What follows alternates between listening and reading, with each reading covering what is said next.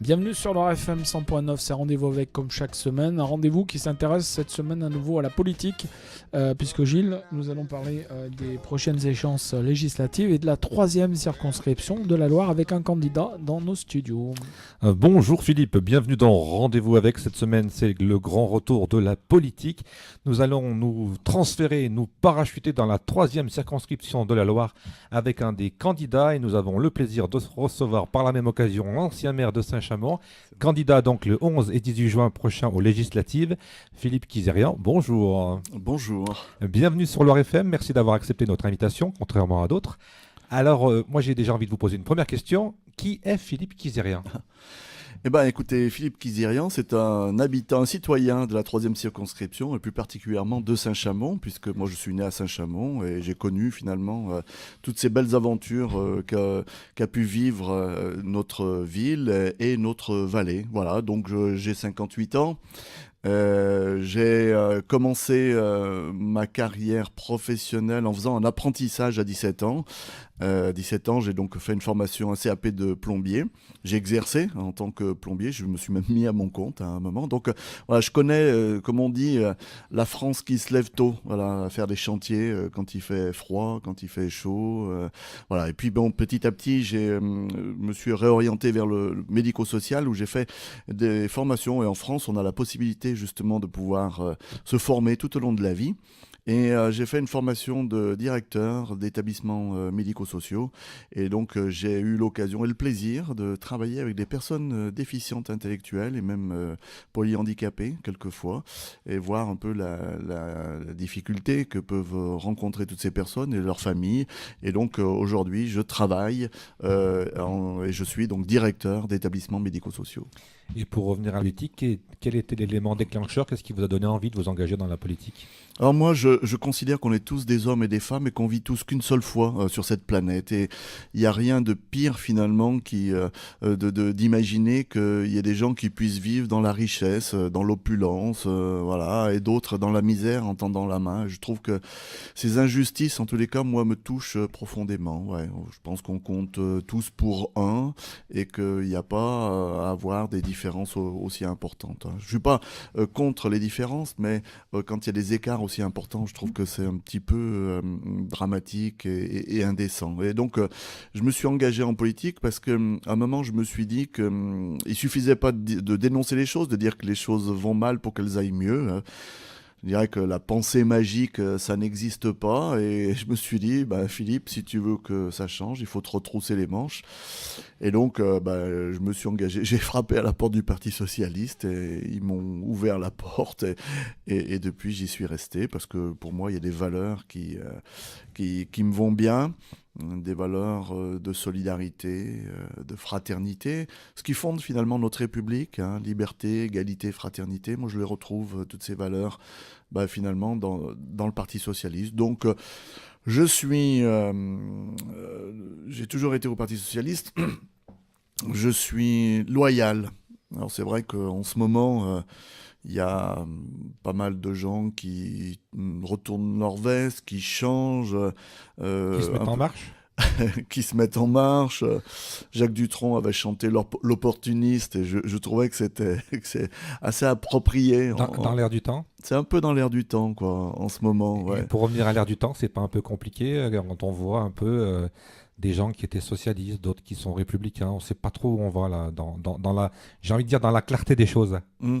C'est vrai que le paysage politique aujourd'hui est un peu déroutant et on voit éclater les partis. Moi, je suis encore une fois loyal et fidèle et je pense que les partis ne sont pas morts, contrairement à ce que certains ont pu dire. Je pense en particulier à Manuel Valls qui a dit que le Parti socialiste était mort. Alors je pense qu'à droite, il y a aussi, j'imagine, des phrases un peu assassines comme celle-ci. Et moi, ça m'a beaucoup touché parce que les partis, c'est pas seulement les élites, c'est aussi les gens qui sont confrontés au quotidien, aux difficultés de nos concitoyens et qui, à leurs moyens, tentent de faire changer les choses, de faire évoluer. Voilà, donc effectivement, le paysage politique aujourd'hui, il est un peu brouillé. Quand on parle de mort du Parti Socialiste, est-ce que vous pensez qu'il faut changer de nom, tout simplement? Ou alors est-ce qu'il faudra qu'il se casse en deux, j'allais dire, en ayant un Parti Socialiste, un côté gauche et un côté droit, un peu comme une jambe gauche et une jambe droite, pour bien marcher? Ouais, bah, moi je pense qu'on marche bien quand on a les deux pieds bien assurés. Et du coup, non, moi je pense pas qu'il faille faire deux partis. Je pense que dans le Parti socialiste, il y a toujours eu des courants. Alors c'est vrai qu'aujourd'hui, il y a des personnes au haut niveau qui veulent faire des courants, et pourquoi pas, mais c'est peut-être un petit peu tôt avant les législatives. Attendons que les législatives soient passées. Mais il faut ce qui est riche et intéressant au niveau du Parti socialiste, c'est que il y a la possibilité d'avoir sa libre pensée, et on peut discuter, et on peut faire aussi avancer les choses en faisant des synthèses. Donc ces courants politiques sont aussi source de propositions, source d'enrichissement et de discussion. Pour les présidentielles, j'ai vu que vous souteniez Benoît Hamon, ce qui était logique. Est-ce Oui. que vous avez été déçu par le score du candidat du Parti Socialiste? Ah bah oui, enfin du Parti socialiste, hein, puisque alors moi j'ai soutenu mon candidat parce que moi c'était le candidat. Vous êtes resté fidèle, pas comme certains Oui, qui moi je s'étaient suis engagés, qui ont tourné leur veste. Ouais, voilà, très opportuniste. Euh, Moi, je suis resté fidèle, oui, je fais partie d'une formation politique, et je reste loyal à la formation. Voilà. Donc, évidemment, extrêmement déçu du score, qui est, je trouve, un peu injuste. Voilà, un petit peu injuste. Alors, je l'analyse un petit peu sur le fait que certains sont partis du côté de M. Macron. C'était un choix tactique, Oui, j'allais dire. ouais, un choix tactique, oui, c'est ça, pour éviter d'avoir au deuxième tour le FN et Monsieur Fillon. Donc certains ont été se réfugier, en tous les cas ont voté dans ce sens-là. Et puis d'autres, quand les courbes se sont inversées avec Monsieur Mélenchon, eh ben, ont été portés sur un vote Mélenchon.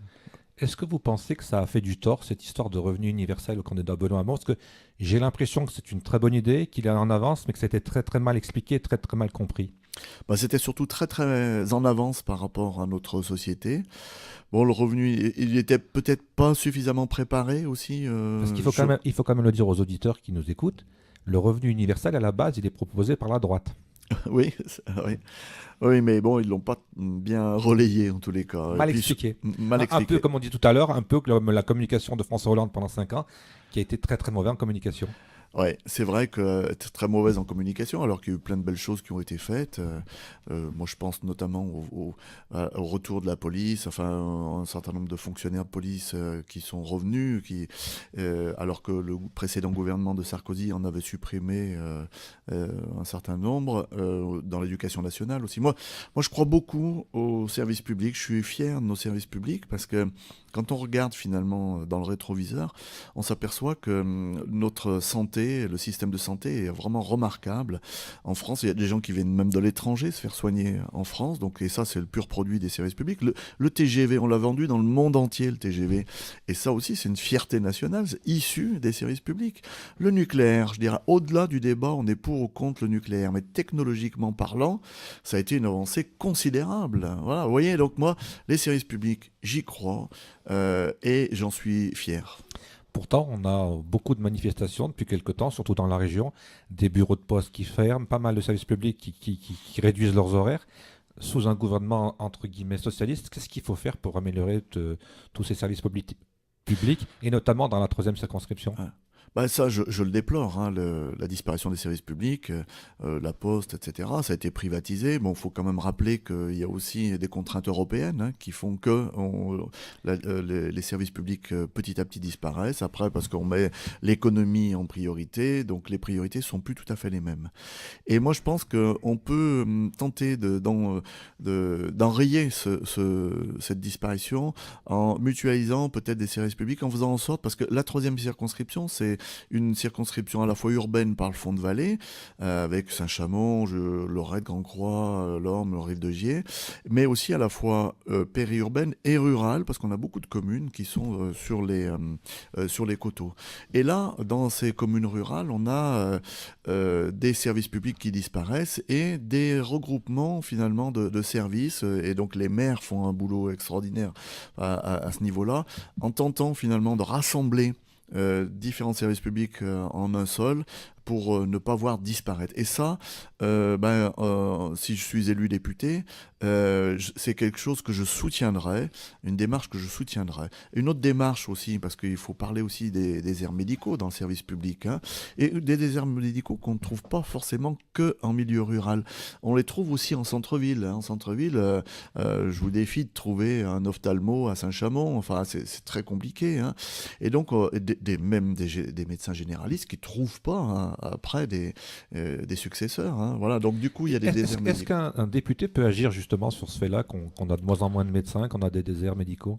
Je pense que d'abord, c'est le numerus clausus qu'il faut réouvrir, hein, parce qu'on n'a pas assez formé On a pensé que finalement, pour maîtriser les coûts le déficit de la sécurité sociale, il fallait moins de médecins. C'est une erreur fondamentale, à mon avis, parce que c'est pas comme ça qu'on diminuera le trou de la sécurité sociale, et surtout pas en diminuant le service, la santé que la médecine, en tous les cas, que peuvent proposer les médecins en termes de recherche et de pratiques particulières. Donc je pense qu'il faut réouvrir le numerus clausus, ce qui a été fait, donc il faut attendre les effets, et puis peut-être tenter à travers les maisons médicales de faire des regroupements, et dans les communes urbaines, mais aussi dans les communes rurales, peut-être avoir des services itinérants, à la fois de médecins, mais aussi, je pense, tous les services paramédicaux, que ce soit les infirmières, les kinés, dentistes, etc. Peut-être essayer de tenter d'avoir une médecine qui se déplace. Voilà. Quand on parle de service public, est-ce que c'est une erreur de langage de parler de rentabilité? Parce que pour moi, j'ai l'impression qu'un service public, on ne devrait pas parler de rentabilité, mais justement de service. Oui, Est-ce que l'État ne pourrait pas un peu dépenser de l'argent pour soigner ces personnes âgées, pour tout un tas de choses? Est-ce qu'un bureau de poste doit être rentable? Est-ce qu'on ne peut pas les aider un peu au lieu de mettre de l'argent sur des festivals de musique, de l'argent sur du football? Est-ce qu'on ne peut pas mettre de l'argent sur la santé et les services publics? C'est quand même quelque chose de socialiste, à mon avis, ça. Oui, bien sûr. Oui. Alors, je pense que évidemment, il faut mettre de l'argent dans les services publics. C'est ce qui permet de traiter les gens le plus possible à égalité.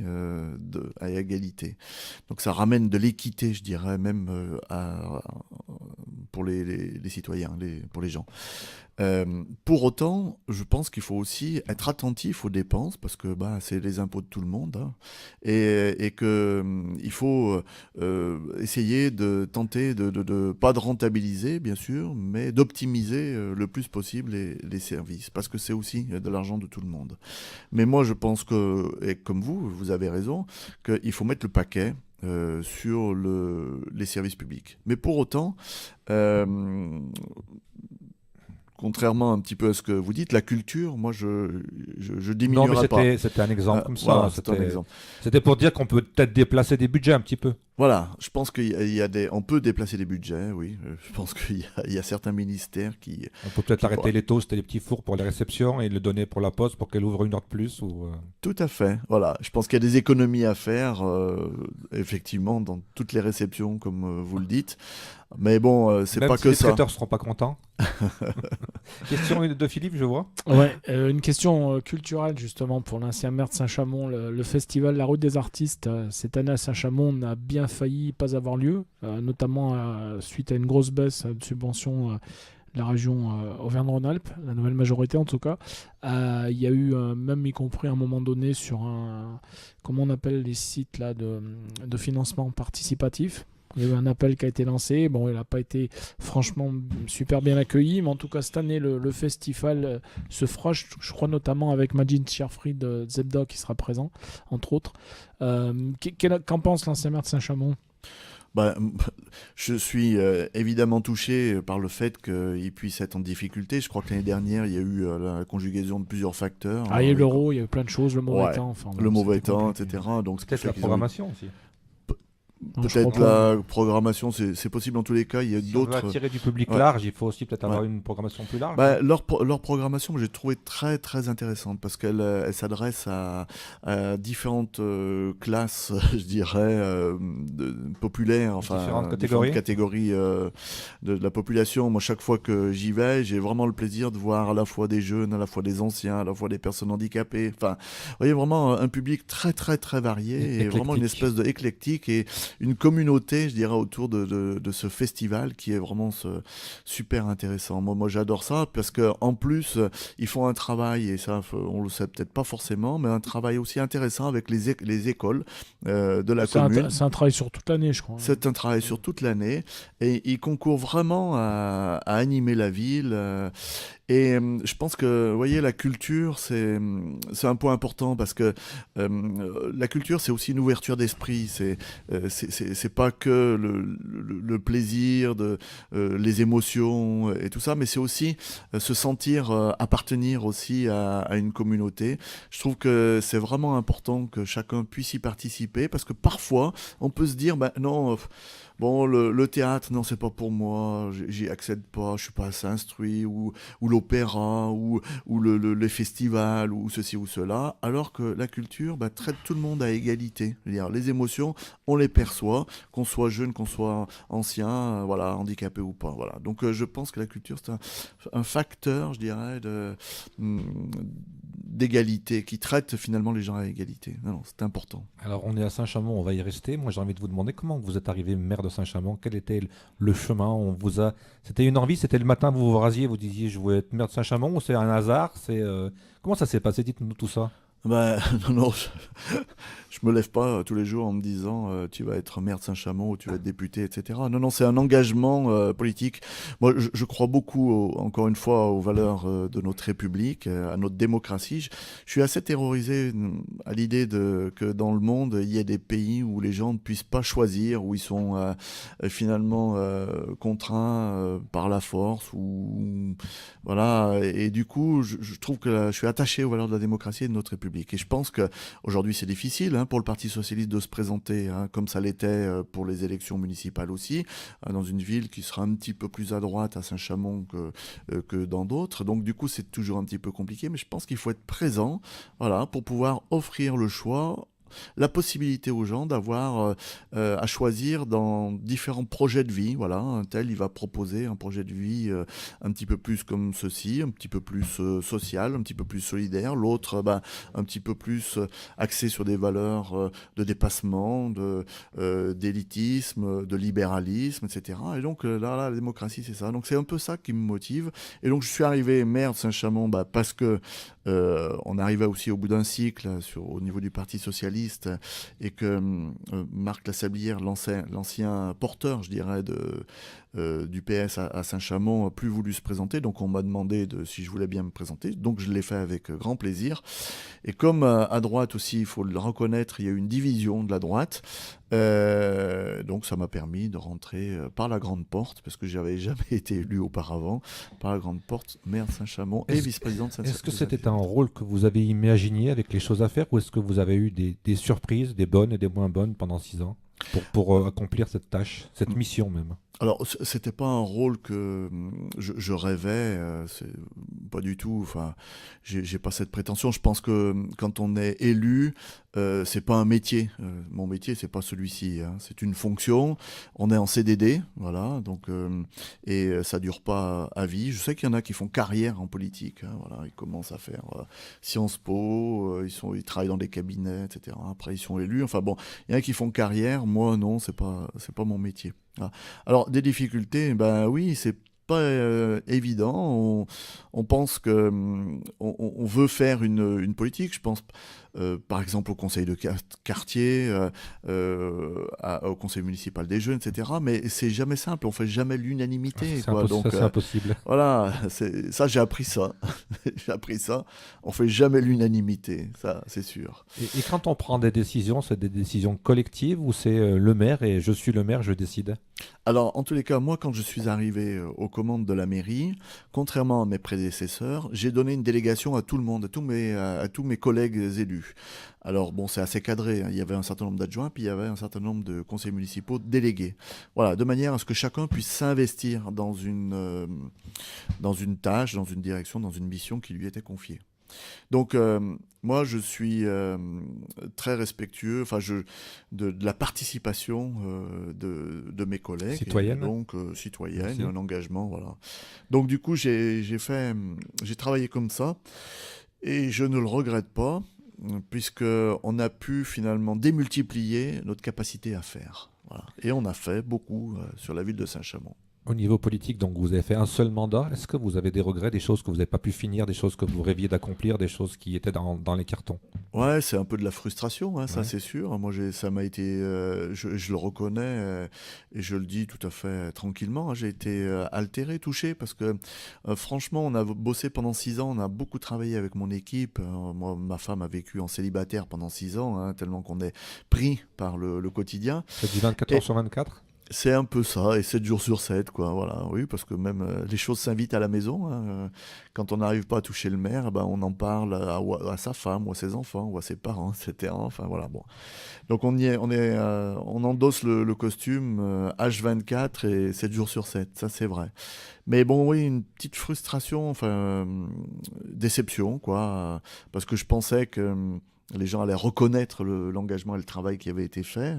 Et puis bon, ça n'a pas été le cas. Donc j'ai bien compris que finalement, on n'est pas réélu sur son bilan, mais sur le contexte, sur ce qu'on peut promettre. Justement, 3 ans après, est-ce que vous avez analysé l'échec? Est-ce que vous avez des clés et vous vous dites, là j'ai péché, là j'ai été moins bon, là j'ai mal communiqué, j'aurais dû faire autrement? Moi, je pense qu'en termes de communication, j'ai sans doute pas été suffisamment présent. Je pense que j'ai pas suffisamment fait de la politique pendant mes 6 années. Sans doute que j'étais pas assez présent dans les assemblées générales ou les différentes manifestations. C'était un peu compliqué aussi de se démultiplier. Et puis quand on envoie un adjoint, c'est pas pareil que quand c'est le maire qui y est. Donc c'est sans doute. Et puis je pense que finalement, après, je me dis, mais quand on fait des choses, forcément on fait des mécontents. Ça, c'est Forcément. Et du coup, si on veut être réélu, après un moment, je me dis, mais autant ne pas faire grand-chose, comme ça on fait moins de mécontents. Plus on fait, plus on fait des mécontents. C'est pas faux. Voilà. On critique plus ceux qui agissent que ceux qui sont Oui. dans un canapé ou cachés derrière dans un placard. Et c'est un peu ça. Des fois, C'est je me dis, bon sang, finalement, peut-être que tu aurais dû avoir un mandat tranquille. Pas faire tout ce que tu as fait à tous les niveaux, hein, au niveau de l'éducation, de la transition énergétique, de l'environnement, de la démocratie, enfin, la petite enfance des anciens. Là, on a bossé dans tous les sens. C'est là où on voit que la communication est essentielle en expliquant ce qu'on fait. Et oui, oui. Et là, on convainc aussi parfois des gens qui n'ont pas compris le projet. Tout à fait, tout à fait. Et puis, bon, je veux pas transférer la faute sur les autres, mais il y a eu aussi un contexte national extrêmement défavorable. C'est ce que j'allais vous dire, parce que je vous ai vu quelques jours après l'élection, et vous m'avez dit, je sais pas si je retranscris bien, mais vous m'avez dit c'est un peu la faute à Hollande. Il y avait de ça aussi. Alors j'étais un petit peu sans doute sur le vif là. Ouais. J'ai pas analysé ma propre défaite, mais non, moi je pense qu'il y a une part. Chacun a sa part. Voilà, chacun a sa part. Est-ce que quand on a perdu la mairie, 6 ans après, est-ce qu'on peut redevenir candidat et espérer reprendre la mairie, comme c'était le cas notamment à Roanne, où M. Nicolin a repris la mairie de Roanne? Alors, moi, j'ai toujours été clair à ce niveau-là. Je pense que il est très rare qu'un maire battu puisse reconquérir sa mairie. Donc, pourtant, ça arrive parfois. Oui, ça arrive aussi. On a l'exemple à Roanne. Hein. Oui. Je crois qu'il y a des exemples plus proches aussi de Saint-Étienne. Mais c'est très rare, somme toute. Hein, c'est très rare. Donc, du coup, moi, je ne le souhaite pas. Donc, c'est pour ça que... Donc, ça sera député à 100%, si vous êtes élu.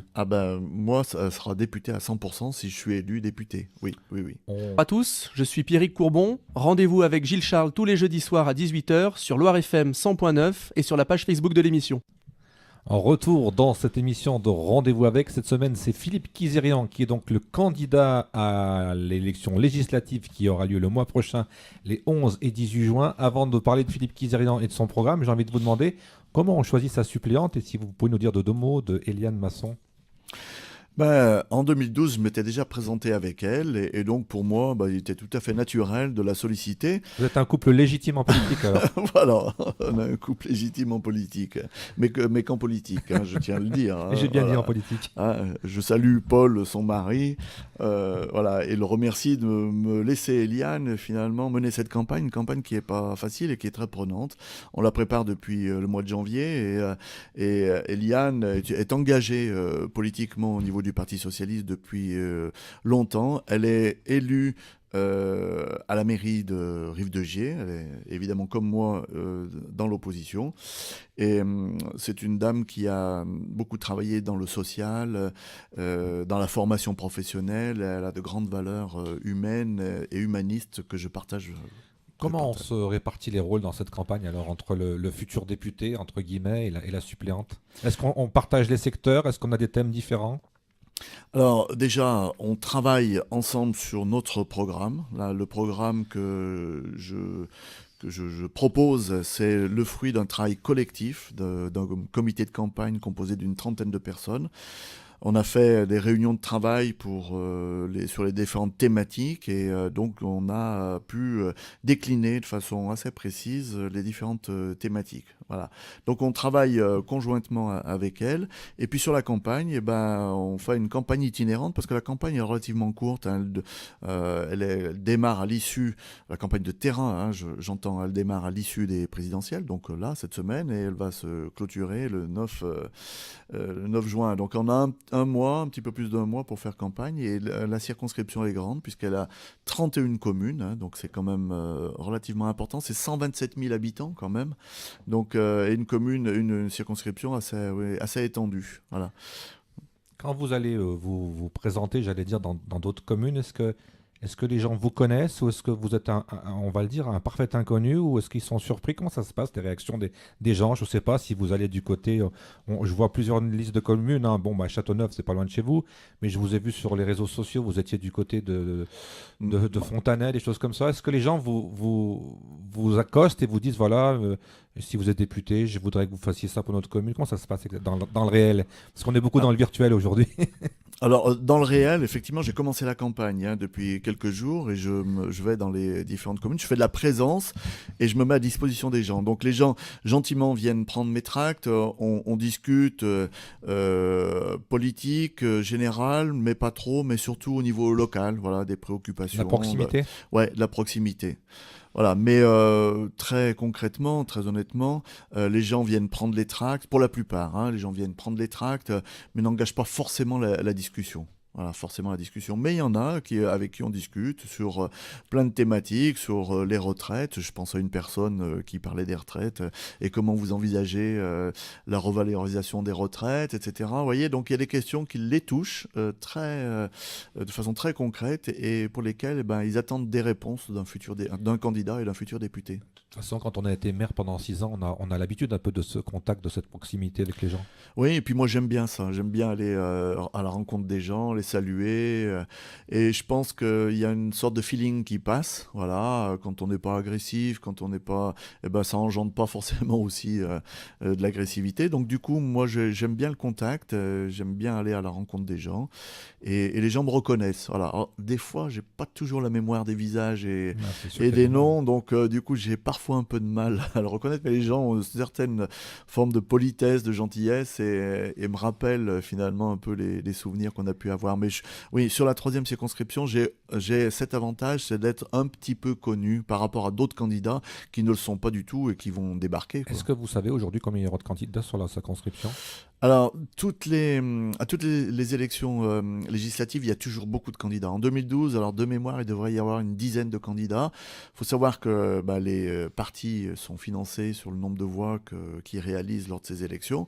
Donc, tous les partis, même des partis qui sont des micro-partis complètement inconnus, ils tentent une participation pour avoir quelques financements. Donc, il y a beaucoup de candidats. Donc, à droite, il va y avoir le député sortant, une dissidente, le Front National, En Marche, j'imagine, c'est pas j'imagine, j'en suis sûr, puisque ça a été annoncé. Et puis à gauche, sans doute Lutte ouvrière, la France insoumise, je pense les écologistes, les communistes aussi, ou peut-être Front de gauche, et puis moi-même. Voilà, peut-être des candidats aussi issus de la société civile, c'est pas impossible. Alors dans votre circonscription, il y a quand même une particularité, c'est qu'on a un député qui est là depuis très très longtemps. Ouais, Est-ce qu'on a l'espoir qu'enfin il y ait l'alternance? moi, je pense qu'il faut qu'il y ait l'alternance parce qu'on voit bien que notre circonscription est en panne. Il n'y a plus de projets structurants, plus de gros projets et il faut qu'il y ait un député nouveau qui soit porteur d'un projet nouveau et qui amène un dynamisme nouveau. Voilà, donc il faut un homme nouveau, un député nouveau pour moi. Ça me paraît évident. Et puis, le député sortant a plusieurs fois présenté un projet de loi visant à limiter à 68 ans l'âge des élus. Alors là, bien sûr, il a les élus, les maires, les adjoints, mais tous les élus au niveau du conseil départemental, et au niveau du conseil régional, sauf, tenez-vous bien, sauf les députés. Voilà. Donc, comme il a largement dépassé les 68 ans, je pense qu'il est temps pour lui, effectivement aussi, de pouvoir s'arrêter et de laisser la place à d'autres. Je pense qu'il l'a plusieurs fois promis, de laisser la place à d'autres et jamais réellement réalisé. Donc, je pense qu'il est grand temps, effectivement, qu'il puisse prendre un peu de repos. Pour revenir à la tactique politique, on va vous dire aujourd'hui quelle est l'utilité de voter socialiste. Il vaut plutôt mieux voter En Marche pour avoir une majorité pour ce nouveau président. Vous leur répondez quoi aux gens quand ils vous disent ça? D'abord, je ne porte pas de jugement sur ce que peuvent faire les gens. En France, on est libre de ses opinions et on est libre de faire ce que l'on veut. Sauf que je pense que la France va être ingouvernable avec un gouvernement issu de ce mouvement-là, puisqu'à l'intérieur du mouvement En Marche, il y a un spectre relativement large qui va de Robert Rue à M. Estrosi. Donc déjà à l'intérieur, pour avoir une majorité, ça va être compliqué. Si en plus, il faut qu'il compose avec d'autres gens, je pense que ça va être très très compliqué. Moi, je crois beaucoup au parti, à ce qui a fondé notre République, et j'invite tous les gens qui se retrouvent dans des idées humanistes, des idées de solidarité, mais des idées progressistes aussi pour faire développer notre circonscription et notre territoire à travers des projets nouveaux, à travers ce qu'on appelle la transition énergétique pour avoir des marchés nouveaux, etc. Enfin voilà, toutes ces gens qui ont des idées humanistes, à se retrouver sur ma candidature. Lundi, on a eu un nouveau Premier ministre qui a dit qu'il était un homme de droite. Vous êtes un homme de gauche. Vous en pensez quoi, vous, de ce flou un peu artistique? Je crois que les choses s'éclaircissent. Hein. Ouais. En fait, pour moi, oui, effectivement, M. Macron a des idées politiques très ancrées à droite. Et moi, j'entends incarner une alternative. En tous les cas, moi, si je suis élu député, je ne serai pas dans une opposition systématique parce que je pense qu'il faut prendre ce qu'il y a de bon et il y aura sans doute des choses qui seront bonnes. Par contre, je m'opposerai à tout ce qui est il a critiqué le 49.3, mais là, c'est puissance 10 avec en gouvernant par des ordonnances, en modifiant le code du travail, etc. par ordonnance. Ça, c'est quelque chose sur lequel ça nécessite de la discussion, évidemment, avec les parlementaires, mais aussi avec les syndicats, les partenaires sociaux. Donc tout ça, je m'y opposerai, évidemment, mais je prendrai ce qu'il y a de bon. La diminution des fonctionnaires du service public, là aussi, je regarderai ça avec attention et je m'opposerai s'il y a besoin de m'opposer. Oui. Alors, on ne va pas dérouler tout votre programme. D'ailleurs, on peut le retrouver sur votre site internet, j'ai noté. Oui. Philippe Kizerine en 2017, j'ai vu. 2017.com. Voilà. Mais vous avez tenu à être précis et puis parler d'un point, c'est mourir dans la dignité. Est-ce que vous pouvez nous en donner un peu le contenu? Oui, écoutez, aujourd'hui, beaucoup de gens sont concernés par cette question-là, mourir dans la dignité. Ça concerne un peu finalement la dignité de chacun d'entre nous, et on est presque concernés, pratiquement tous de près ou de loin, par cette question-là. Aujourd'hui, on a près de 3500 personnes âgées de plus de 70 ans qui se suicident chaque année. Voilà. Et ça, c'est un phénomène statistique. 90% des Français sont favorables à l'euthanasie et au droit au suicide assisté.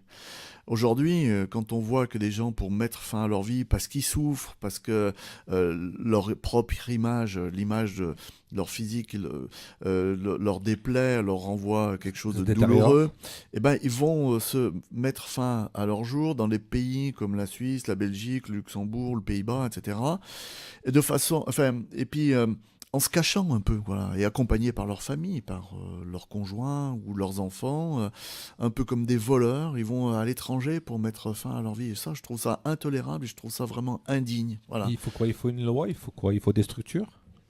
Alors aujourd'hui, on a la loi Leonetti, donc qui est déjà une avancée, hein, mais la loi Leonetti, pour moi, elle suffit pas. La loi Leonetti, elle met finalement dans les mains des médecins ou de la communauté médicale, hein, médecins, paramédicaux, cette possibilité de mettre fin à la vie de quelqu'un. Moi, ce que je souhaite, c'est de travailler avec une équipe de professionnels sur des questions éthiques, mais aussi travailler avec des citoyens pour arriver finalement à ce que ce soit les personnes concernées qui puissent décider de mettre fin à leur vie et non pas les médecins qui décideraient à leur place. Alors je sais que ça pose des questions d'éthique et puis quand est-ce que la personne va pouvoir dire moi je veux mettre fin à ma vie. On va pas laisser se suicider entre guillemets des personnes qui parce qu'à un moment de leur vie sont dépressives, etc. Donc il y a des garde-fous à mettre en place, mais en tous les cas je souhaite qu'on y travaille sur cette question-là et je proposerai un projet de loi, mais avant de proposer un projet de loi, ça serait de travailler avec les nombreuses associations qui déjà ont une réflexion à ce sujet-là, avec des experts aussi et des gens de la société civile. Vous avez également un autre chantier. Vous avez, donc, comme beaucoup dit, vous vouliez faire de la politique autrement et vous voulez vous appuyer sur l'expertise des citoyens. Oui, alors quand j'étais maire de Saint-Chamond, j'ai eu l'occasion et le plaisir de mettre en place des conseils de quartier, alors que c'était pas une obligation à Saint-Chamond, puisque les conseils de quartier sont obligatoires dans les villes de plus de 80 000 habitants. Mais pour moi, c'était important parce que je considère que les habitants d'un quartier, d'une ville, d'une circonscription sont les experts finalement de leur vie. Et du coup, mon souhait, c'est de pouvoir leur donner la parole, mais pas simplement la parole, mais aussi qu'ils soient acteurs, je dirais, de leur propre vie et de leur propre quartier. Et pour ça, je créerai un conseil de circonscription, un peu à l'image des conseils de quartier, effectivement, où les gens... alors un conseil qui sera composé d'une trentaine de personnes, issues justement de ces 31 communes, et qui représentent aussi les catégories socio-professionnelles, et qui pourront se réunir assez régulièrement, au moins une fois par trimestre et plus s'ils le souhaitent, pour à la fois proposer, réfléchir sur des projets de loi qui seraient finalement issus des besoins de la circonscription, donc proposer des pré-projets de loi aux députés, de manière à ce que le député puisse les présenter à l'Assemblée nationale, au gouvernement, et puis aussi qui puisse aussi aider le député dans l'attribution finalement de sa réserve parlementaire. Voilà. Moi, je souhaite que la réserve parlementaire soit très transparente, qu'elle soit aussi attribuée à la fois à la circonscription, mais à la fois aux habitants, aux communes aussi et aux associations, et qu'elle ne soit pas distribuée à d'autres fins. Voilà. Donc du coup, un conseil de circonscription qui sera finalement une particularité dans la troisième, puisque très peu, ou en tous les cas à ma connaissance, pas dans la Loire, très peu de candidats le proposent. Voilà. Mais je souhaite m'appuyer sur cette innovation, un conseil de circonscription. Est-ce qu'il y a un dernier point que vous voulez surligner sur votre programme, sur vos propositions ? Je pense qu'il faut aussi parler d'éthique et d'honnêteté. Moi, je pense que ça me paraît extrêmement important. Alors évidemment, on retrouvera les fiches thématiques sur mon programme, sur la question de l'économie, sur la question de l'environnement, sur finalement la question de la vie associative, à laquelle j'accorde beaucoup d'importance, parce qu'il y a beaucoup de bénévoles qui donnent d'eux pour l'intérêt général, des services publics. Mais je crois qu'aujourd'hui, quand on regarde ce qui se passe en politique, et donc les derniers événements nous le prouvent, je crois qu'il faut être très transparent et parler d'honnêteté. Moi, je pense que je suis de ceux qui pensent qu'il faut renforcer l'obligation du non-cumul de mandat, mais aussi travailler sur la limitation du cumul de mandat. Et moi, personnellement, si je suis élu député, je n'exercerai pas plus de 2 mandats consécutifs. Voilà. Donc, du coup, je pense qu'il faut être très clair par rapport à ça et commencer à légiférer dans ce sens. Voilà. Donc, évidemment, je n'embaucherai pas, alors c'est un petit clin d'œil, hein, mais je n'embaucherai pas de membres de ma famille, ni de près ni de loin. Hein. Je crois qu'on n'a pas de lien de parenté, donc si vous avez un poste, je suis assez intéressé. Ben écoutez, pourquoi pas, on étudiera tout ça, Bon évidemment. Ouais. Et puis, je rendrai compte de mon activité parlementaire une fois par an, un peu à l'image du travail que fait Régis Juanico, un travail très très intéressant de transparence et donc une réunion annuelle pour rendre compte finalement de tout ce qui est fait, de mon activité parlementaire, mais aussi de l'attribution de la réserve parlementaire. Voilà, donc moi, encore une fois, je suis loyal, à la fois par rapport à mon parti, évidemment, comme j'ai pu le dire précédemment, mais aussi par rapport aux citoyens qui me font confiance, et je suis fidèle. Pour finir et pour terminer donc cette émission, j'aimerais qu'on revienne quelques instants sur Saint-Chamond, parce que vous avez un nom qui le dit tout de suite, Kizirien, vous êtes d'origine arménienne. On parle beaucoup d'une forte communauté arménienne à Saint-Chamond. Est-ce que vous pouvez nous expliquer un peu ces racines arméniennes et un peu pourquoi il y a tant d'Arméniens sur Saint-Chamond?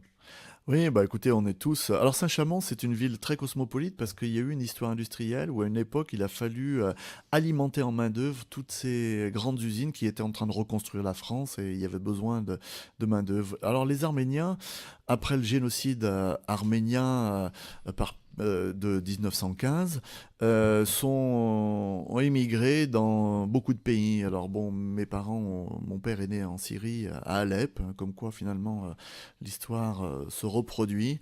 Est né à Alep et à 4 ans avec ses parents, donc mes grands-parents, ils sont venus en France. À Marseille, ils ont débarqué comme beaucoup à Marseille et ils ont remonté la vallée du Rhône. Ils se sont arrêtés à Saint-Chamond parce qu'à Saint-Chamond il y avait du travail à cette époque-là, donc il y avait besoin d'eux et ils sont intégrés. Bon, après il y a eu les crises, différentes crises économiques.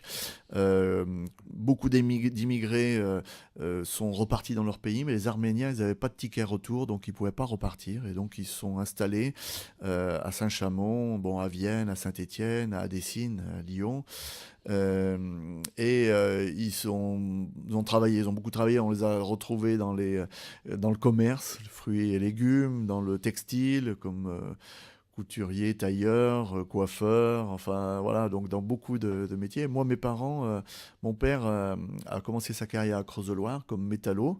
Et à cette époque-là, il y avait la possibilité de se former. Il allait au centre de formation, il expliquait ça. Et puis, il a fait finalement toute sa carrière à Creuse-Loire. Donc, c'était pas que Creuse-Loire, ça a été la CAFL. Ensuite Creuse-Loire, Giat, etc. Voilà, donc on a connu tout ça. Mais une grande communauté arménienne, et puis comme j'imagine beaucoup d'autres communautés, avec quand ils sont arrivés, cette nécessité de se retrouver entre eux, de manger arménien, de danser arménien, de se retrouver en tant qu'arménien, mais tout en s'intégrant à la société. Je crois que l'intégration des Arméniens est assez remarquable parce qu'ils n'ont pas fait de bruit. Je me souviens, mon père il disait il ne faut pas faire de bruit, il faut être comme tout le monde, il faut remercier les Français et la France, et tout ça je l'ai gardé en mémoire. Ouais, il y a eu une intégration tranquille, voilà, qui s'est faite. Alors peut-être aussi un peu facilitée par la question du religieux aussi, sans doute. Mais en tous les cas, cette volonté de ne pas faire de bruit et d'être comme tout le monde. Vous avez eu l'occasion d'apprendre la langue, non? Alors c'est un de mes regrets, c'est qu'on parlait arménien chez moi, mais moi je maîtrise pas la langue. Et vous avez eu l'occasion d'aller faire un tour du côté de l'Arménie, de oui, visiter? j'ai eu l'occasion d'y aller à plusieurs reprises. C'est toujours émouvant de revenir sur ces terres, même si l'Arménie est un pays quand même qui sort. Alors, l'Arménie, l'histoire de l'Arménie, c'est quand même en 1925 les soviétiques de l'époque qui ont fait la guerre à la Turquie, enfin aux Turcs de l'époque, pour récupérer des territoires et donc ont annexé finalement une partie des terres qui étaient les terres arméniennes pour devenir une république soviétique. Voilà. Et puis à la chute du mur de Berlin, enfin en tous les cas de l'Union soviétique, beaucoup de républiques soviétiques ont été amenées à se prononcer sur l'indépendance ou pas finalement. Et donc les Arméniens se sont prononcés pour l'indépendance. Et on construit un pays démocratique. Alors, on ne sort pas finalement d'un pays communiste à un pays démocratique ou libéral, je dirais comme ça. Ça prend du temps et il y avait beaucoup à reconstruire. Moi, quand j'étais très étonné en Arménie de voir des friches industrielles, mais à perte de vue, c'était incroyable. Hein. Ce qu'il y a à Saint-Chamond ou dans la vallée du Gier, c'est epsilon par rapport à ce qu'on peut voir en Arménie. Et voilà, donc il y a tout un pays à reconstruire. À la fois sur les services, hein, je pense aux hôpitaux, je pense à la santé en général, mais aussi sur l'économie et un pays qui est un pays enclavé, puisque la frontière avec la Turquie n'est toujours pas ouverte et qui commerce finalement un petit peu avec la Géorgie au nord et avec l'Iran au sud, et voilà, donc un pays un peu enclavé et qui est dans cette construction là, voilà. Donc la diaspora arménienne qu'on retrouve un peu dans tous les pays dans le monde a beaucoup accompagné cette reconstruction et est toujours très très présente en Arménie. Justement, j'allais vous poser une dernière question. Quand vous étiez maire, est-ce que vous n'avez pas eu envie de vous rapprocher et peut-être de faire des jumelages ou des échanges culturels? C'était pas quelque chose qui... Vous vouliez peut-être pas mettre en avant votre origine arménienne? Je ne sais pas comment on fait dans ces cas-là. Ouais, alors j'ai toujours été dans cet entre-deux, avec cette volonté au fond de moi-même de vouloir tisser des liens importants avec l'Arménie. Donc et cette réserve un peu en me disant mais les gens vont dire il y en a que pour les Arméniens et du coup j'ai été dans cet entre-deux, un peu torturé finalement dans cette question-là. Est-ce que tu fais, est-ce que tu fais pas? Donc j'ai accompagné des associations qui œuvrent au niveau dans cette coopération, je dirais, internationale. Mais moi-même, je n'ai pas réellement fait beaucoup de choses. J'ai fait quelques petites choses, mais pas beaucoup. C'est un peu un regret. Philippe Kizarian, merci beaucoup d'être venu au micro de Loire FM pour cette 75e émission. Merci à vous. On vous souhaite bon courage, bonne chance pour cette élection et puis on vous souhaite de devenir député. Puis j'espère que vous reviendrez nous voir quand vous serez député. Avec grand plaisir. Bonne fin de journée, bonne rediffusion le vendredi à 11h et puis on se retrouve la semaine prochaine, bien évidemment. La semaine prochaine, on aura rendez-vous avec la culture, on parlera livre dans Rendez-vous avec. Bonne semaine Philippe, bonne semaine à tous, au revoir. Salut Eugene, bon week-end. Well, when he's out late at night, if he's got his head on right, well, I lay you 9 to 5, he's walking with steel, brother man. Bonjour, rendez-vous avec les acteurs de la vie ligérienne, c'est toutes les semaines sur Loire FM, l'émission qui vous fait parler et dont on parle. Rendez-vous le jeudi à 18h et le vendredi à 11h pour la rediffusion.